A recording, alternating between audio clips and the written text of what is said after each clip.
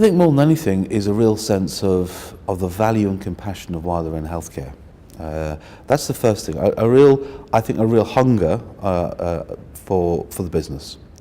The second, I think, is somebody who's got an inquiring, challenging mind, and somebody who has got a real drive, a real burning ambition in them to want to have an impact in the world around them. Are these people out there? Where do you see them? How do you find them? I see them everywhere. Yeah. And so is that what you get at when you say these people are our patients, are in the professional services, they're in the community? Yeah. I think we have to sort of change the frame a bit. I think, because I see when I walk around this organisation, when I meet our patients, when I meet people who want to work here, when I meet people who do work here, I see incredibly passionate people who joined this organisation to make a difference to people. That's why people go into healthcare in the first place.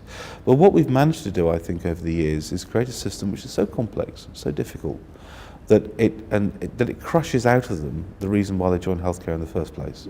So one of the things I'm very focused on is getting that sense of value, compassion, joy, fun, creativity, I guess is what you want to call it, back into everybody's working day. I think as a chief executive, when you boil it all down, there's only one thing that I can do better than anybody else. And that is that I create the environment and the opportunities for people to do things differently and do things better. I then create the conditions and give the people the coverage while they take it. As a chief executive, that is the one thing that I can do better than anybody else. The other 95% of my job could be done by anybody in the organisation, really. But that's the special sauce I think that the chief executive has to bring. So as leaders in healthcare, and our viewers are all leaders in their own way, how do we grow and identify and grow these emerging leaders so that they can be the people that you're looking for to employ in the healthcare sector? Doesn't happen by accident. You've got to spend time and effort in doing that. I mean, at Counties we've established Co-Awatare, which is our Centre for Health Services Improvement and Development. Now, and one key part about that is that what we've worked very hard on is equipping our leaders at every level of the organisation with the skills and the opportunities that they need to have in order to make change happen. Now, the kind of skills that people have at different levels of organisation are very different. However, what we've been very clear about is that people in my organisation have two jobs. It's to do their job well, but also have the responsibility to know how to do it better tomorrow. And so what we've done very clearly is to really focus on giving people that sense of ownership, that sense of ambition, that sense of freedom and creativity to do that, but also the skills then to put that into place. And it's a deliberate act. It just doesn't happen by accident, and it's something that we built up over a number of years as part of the culture of this organisation. And I know our viewers will probably be wanting to ask, so is it working, Geraint? Is it working here? Tell me how it's working. Share with us why. It is. In a whole variety of ways that it's working. By the way, can I just say that that we're doing some really good stuff. There's also lots of ways that we can improve. So this is not a complete job at all. But we've set ourselves the objective by the end of next year to demonstrate through a series of about 15 key measures that we are the best healthcare system in Australasia. One of those, a whole series of key measures have gotten there, but one of them is our standardised hospital mortality rate, which demonstrates, I guess, it's the canary in the coal mine. How safe are you? It's not a perfect measure, but it gives you a good sense of how safe you are. Now Middlemore serves a very, very challenging population of 500,000 people, often quite poor, often quite ill. Our hospitalised standardised mortality rate is only at 83. Now, the average should be 100. Anything above 100, you've got a problem. Anything below 100, you're doing better. Ours is 83. The best internationally is around about 77. And that's become a relentless focus on our quality improvement. We're now in the 20th quarter in which over 95% of our patients go through our ED in less than 6 hours. Despite the fact this is the largest ED in Australasia with a massive amount of growth, it's because we've set ourselves the standard with the granny test. If the best thing you can do when somebody comes to you at their most vulnerable, and sickest is put them on a trolley for 18 hours and then give them an intimate examination in public, which is what happens in lots of hospitals at the moment, or you ramp in ambulances, that kind of stuff. Then can we pack up and go home? Because there is no real pretense there of providing high quality modern healthcare that we ourselves want to receive. Now, way back in 2008, 2009, we set ourselves the objective that that was our first base as a hospital.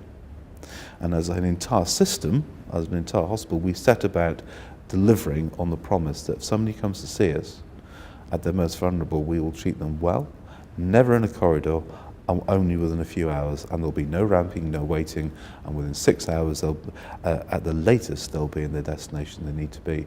It's about creating an ambition and a hunger for one to do better. I'll give you lots of other stories about how we led the eradication of central line bacterial infections in New Zealand through the work we've done at counties. How the fact we've now got immunisation levels up in the mid-90s when previously they were stuck in the early 60s. There's lots of stories that we've got about that sense of improvement and ownership. So yes, it is working.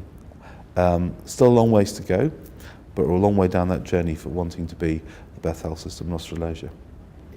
That's great. Let's talk about your own sense of purpose and ownership, and bring the discussion back to yourself, Geraint. Tell me, you've had a strong trajectory in senior management, advisory and board roles. Tell, and it's both within and beyond the health sector, what advice do you have for others as to how to make that happen, how to get into board roles, and to just flesh out or round out your career? I think for me the most important thing was spending a number of years getting the basics right, learning the trade. I don't think there is anything as an instant route to a senior management or senior executive job. You need to make sure you get yourself in roles that give you the good basics groundings of management and leadership. Okay, I think there's no substitute for that. I think once you've demonstrated you can do it, then what you can do is let your passion rip.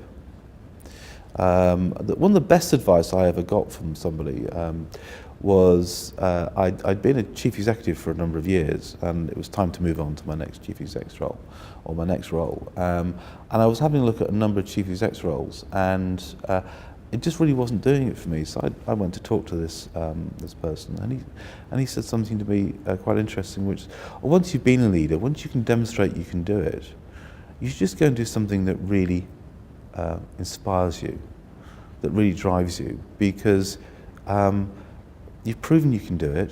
The important thing is to put your skills to something that's really exciting and really motivates you.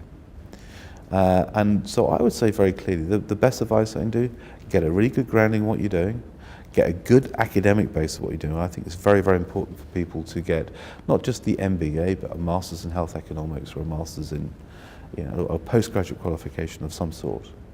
So a good basic grounding, a good academic base, an inquiring, inquisitive mind, and find your passion. It's one of those incredible cliches that people say, if you find something you're passionate about, you'll never work in your life. And I think it's true, actually. We're not here for very long. We are often changing our jobs, quite often, sometimes the way that we want and sometimes the way that we don't want it. What actually sustains you in this? Because being a leader in an organisation is lonely at times. It's exciting at times.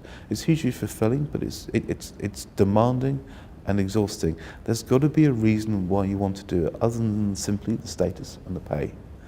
Otherwise, I think you'll burn out or you'll become cynical. And if you do that, you won't be as effective as you could have been.